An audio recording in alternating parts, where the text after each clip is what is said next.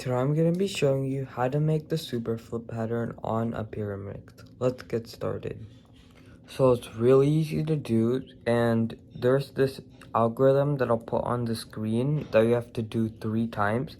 So the algorithm is just R, L prime, and U.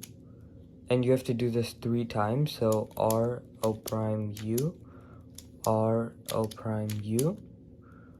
And now all you have to do is go to the corners and rotate them all the same way.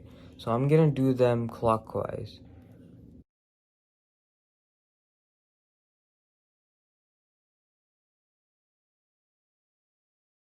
And there you have it. That's the Superflip.